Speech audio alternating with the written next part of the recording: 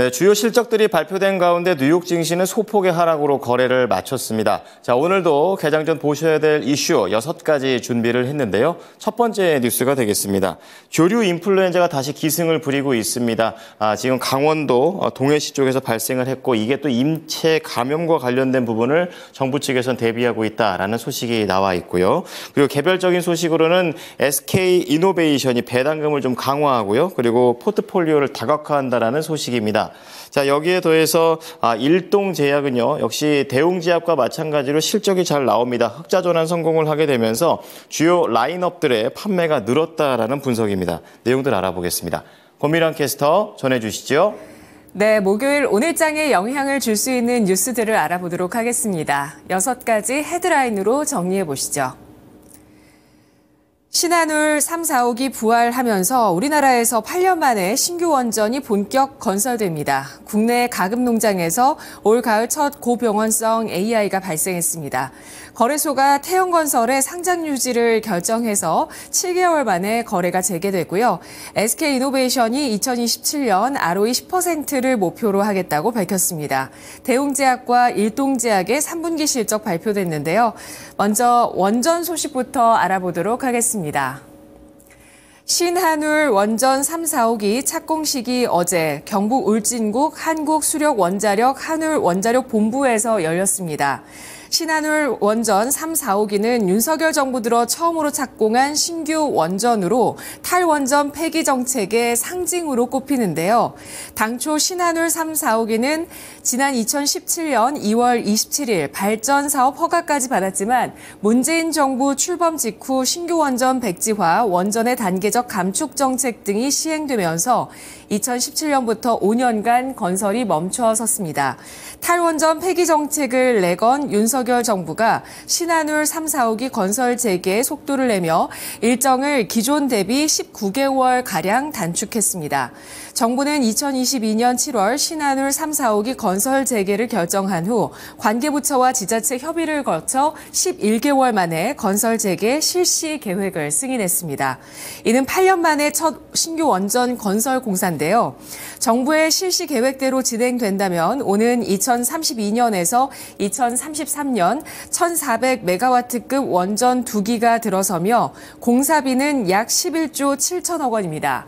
같은 날 신한울 1, 2호기도 종합준공식을 열었으며 정부는 첨단 산업 발전에 따른 전력 수요 급증에 대응하기 위해서 안정적인 전력원을 확보할 수 있게 됐다고 기대하고 있습니다. 한편 현지 시간 30일 체코 반독점 당국이 체코 정부와 한국수력원자력의 원전 신규 건설 사업 계약을 일시 보류 조치했다는 보도가 나오기도 했는데요. 오늘장 두산 에너빌리티, 한전산업, 한전기술, 보성파워텍, 우진엔텍, 우리기술, 서전기전, BHR 등 원전주의 주가가 어떻게 반응할지 함께 체크해 보시죠. 다음은 고병원성 AI 소식입니다. 올 가을 들어 처음으로 국내 가금 공장에서 고병원성 조류 인플루엔자 확진 판정이 나왔습니다. 고병원성 조류 인플루엔자 중앙사고수습본부는 지난 29일 신고된 강원도 동해시의 산란계 농장에서 고병원성 AI가 어제 확인됐다고 밝혔습니다. 중수본은 이번 고병원성 AI 확인 즉시 해당 농장에서 기르던 780마리를 모두 살처분하기로 했으며 전국 가금 농장과 관련 축산시설 차량에 대해 24시간 이동 중지를 발령했습니다. 중수본은 특히 최근 일본에서도 가금 농장 조류 인플루엔자 3건과 야생 조류 인플루엔자 6건이 잇따라 발생한 상황이어서 겨울철 철새 도래를 앞두고 방역 관리가 더욱 필요한 상황이라고 전했습니다. 질병청은 AI 인체 감염증을 다음 팬데믹 후보로 보고 관계부처와 함께 대응 체계를 강화하고 있는데요. 한덕수 국무총리도 고병원성 조류 인플루엔자의 추가 확산을 막으라는 내용의 긴급 지시를 내리기도 했습니다. 어제 시간의 거래에서 이글벳, 중앙백신, 대성미생물, 우진BNB, 채시스, 파루 등의 주가 움직임, 조류 인플루엔자 관련주의 동반한 상승세 시간의 거래에서 눈에 띄는 모습이었는데요. 오늘장 관련주 흐름 지켜보시죠. 이글벳의 주가를 보겠습니다. 이글벳은 지난 2021년 이후에 3년째 하락 추세를 이어오다가 최근 들어서는 횡보하고 있는 200일선 돌파 시도가 이어지고 있는 모습인데요. 어제 종가는 5,130원에 마감됐습니다. 다음은 태형건설 소식입니다. 태형건설이 자본 잠식으로 정지됐던 주식 거래가 7개월여 만에 재개됩니다.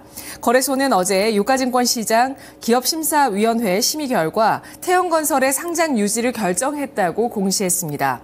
앞서 태형건설은 워크아웃 절차가 진행 중이던 지난 3월 13일 자본 잠식 상태에 처하면서 유가증권시장 내 주식 거래가 정지됐는데요. 이후 태형건설은 산업은행과 기업 개선 계획을 위한 이행 약정을 맺고 기업 정상화 작업을 본격적으로 추진했습니다. 자본 확충과 재무구조 재조정을 진행했으며 자산 매각 등 자구계획 이행도 마무리 수순을 거치고 있는데요. 태형그룹은 사모펀드와 공동으로 지분을 보유했던 폐기물 처리 회사 에코비트 지분 전량을 IMN 컨소시엄에 2조 700억 원에 매각을 했고요. 골프장 디아너스 CC와 콘도, 워터파크, 경북 경주 루나엑스 골프장 등도 매각했습니다. 오늘부터 태형건설의 거래가 재개되면서 기업 정상화 속도가 더욱더 빨라질 것으로 전망이 되고 있는데요. 태형건설과 계열사 TY홀딩스, TY홀딩스 우선주, SBS까지 주가 흐름 오늘 체크해 보시죠. 시간의 거래를 보시면 TY홀딩스의 주가가 5%대 상승세를 나타냈습니다. 다음은 SK이노베이션의 밸류업 공시 소식입니다.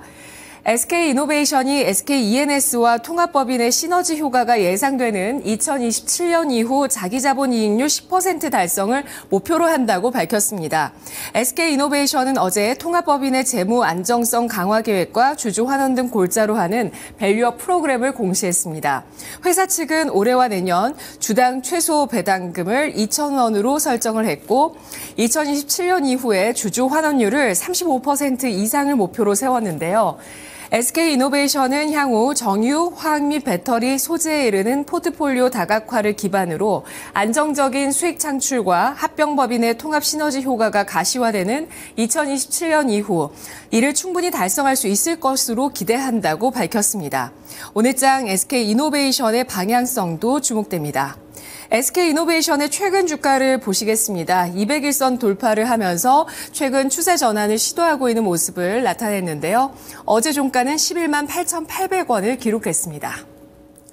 다음은 실적 발표 기업들 짚어보겠습니다. 대웅제약은 올해 3분기 연결 기준 영업이익이 373억 원으로 지난해 같은 기간과 비교할 때 27% 증가한 것으로 잠정 집계됐다고 어제 장 마감 이후 공시했습니다.